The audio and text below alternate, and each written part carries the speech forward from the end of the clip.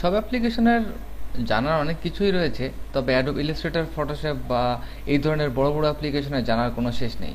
তাও আমরা জানতে আগ্রহী, যার জন্য এখানে আমরা দেখছি ভিডিও টিউটোরিয়াল বা প্র্যাকটিস করছি অ্যাডোব ইলাস্ট্রেটর। আসুন তাহলে আরও কিছু জানি। যেমন ইলিপস টুল। আপনি এখানে ইলিপস টুলটি অনেক সহজ। যদি একটি ডিম আঁকতে চান সেক্ষেত্রে এটি আপনাকে সাহায্য করবে। যদি একটি বক্স আঁকতে চান তাহলে আপনার এখানে অবশ্যই রেক্টেঙ্গুলার টুল ইউজ করতে হবে। তো একটি সার্কেল ক্রিয়েট করার জন্য ইলিপস টুল এবং কিবোর্ড থেকে এল কির মাধ্যমে আপনি এটিকে সিলেক্ট করতে পারেন। এভাবে আপনি ফ্রি হ্যান্ড ড্র করতে পারেন, অথবা শিফট চেপে আপনার অ্যাসপেক্ট রেশিওকে বুঝিয়ে রেখে আপনি বড় ছোট করতে পারেন, এবং যে কোনো সাইজে যাবেন তখন আপনি ওয়াইড এবং হাইট পয়েন্টের পরিমাপটি আপনি এখানে দেখতে পাচ্ছেন। এবং আমরা সাকসেসফুলি একটি ইলিপস শেপ তৈরি করে ফেললাম। আপনারা সবাই হয়তো জানেন যে এটি রাউন্ডেড একটি শেপ, যেটি পুরোটাই একটি সার্কেল, এবং এই সার্কেলটি আপনি হয়তো বিভিন্নভাবে মডিফাই করতে পারেন। যেমন আপনি এখান থেকে যদি ডাইরেক্ট সিলেকশন টুল দিয়ে এখানে একটি পয়েন্টকে সিলেক্ট করেন এবং এটিকে যদি আপনি ড্র্যাগ করে সরিয়ে নিয়ে যান, তাহলে দেখবেন যে এটি একটু ব্যতিক্রম রূপ ধারণ করবে। তারপর এটিকে আরেকটু ব্যতিক্রম করে দেখুন যে জাস্ট একটি ডিম যেরকম হয়ে থাকে আর কি, ঠিক সেরকম যে একটি ডিম আপনি তৈরি করতে এইটি ব্যবহার করতে পারেন। তবে এটি একটি ভালো ডিম নয়, আপনি এর থেকে আরও ভালো ডিম তৈরি করতে পারবেন। জাস্ট আমরা পরীক্ষামূলকভাবে এটি একটি ডিম তৈরি করলাম। তো যাই হোক, এটি আমাদের ডিম তৈরি করার জন্য না। এটি ইলিপস টুল মিন হচ্ছে আপনি যখন আপনার শেপ অঙ্কন করার ক্ষেত্রে রাউন্ডেড কোনো এরিয়া দরকার বা সার্কেল টাইপের কোনো অবজেক্ট অঙ্কন করা দরকার, সেই সময় আপনি এটিকে সিলেক্ট করতে পারেন, এবং সেটি যে কোনো মুহূর্তে আপনার দরকার হতে পারে।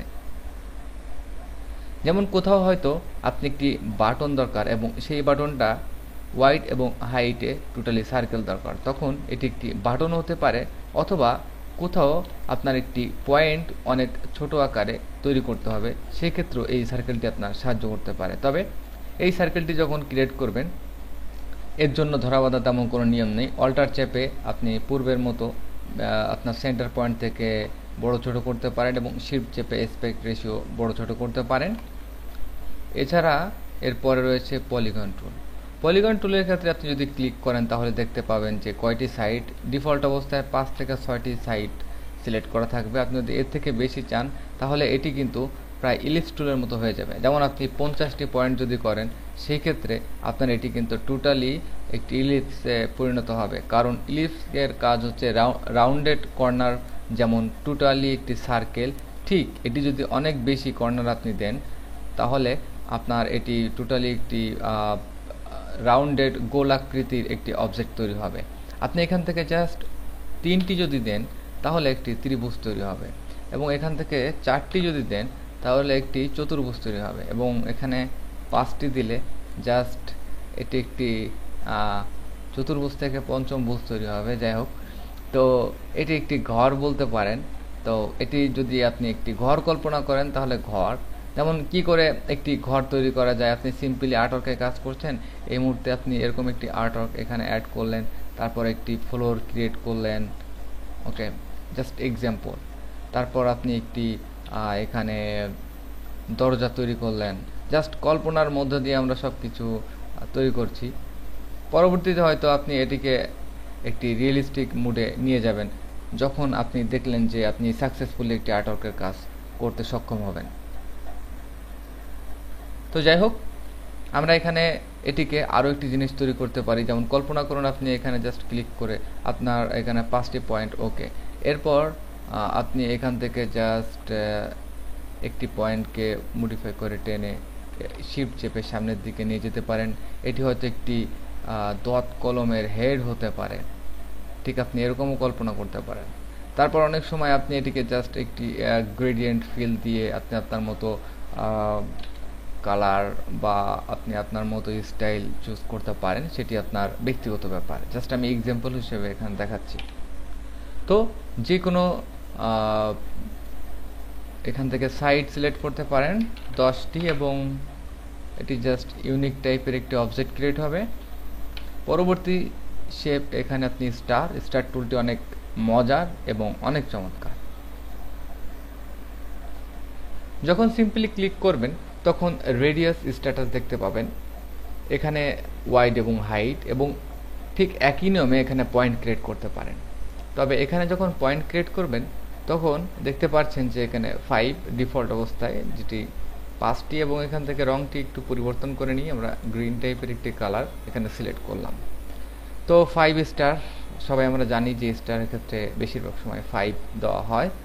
আপনি যদি এখানে 7 সিলেক্ট করেন তাহলেও একটি স্টার হতে পারে, তবে ব্যতিক্রম টাইপের একটি স্টার, যেটি টোটালি 7টা পয়েন্ট তৈরি করবে এবং সাইড তৈরি করবে।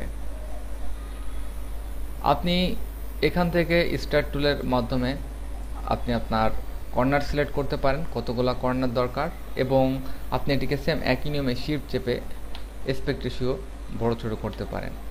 এবং আরও একটি মজার ব্যাপার হচ্ছে যে আপনি যখন অল্টার চেপে শিফট চেপে এটিকে বড় ছোট করবেন, আপনি এটিকে আরেকটু মডিফাই করতে পারবেন। যেমন আপনার এর কর্নারগুলা কতটুকু ডিপ করতে চান, বিশেষ করে রেডিয়াস ভ্যালু, আপনি কন্ট্রোল কি চেপে এটিকে বড় ছোট করে নিতে পারবেন। খেয়াল করুন, আপনি প্রথমে এটিকে বড় করলেন, তারপর আপনি কন্ট্রোল কি চেপে এখান থেকে জাস্ট আপনার স্টারকে মডিফাই করতে পারবেন। তো একটি হচ্ছে আপনার ইনসাইড, আরেকটি হচ্ছে আপনার আউটসাইড। যেমন আপনি প্রথমে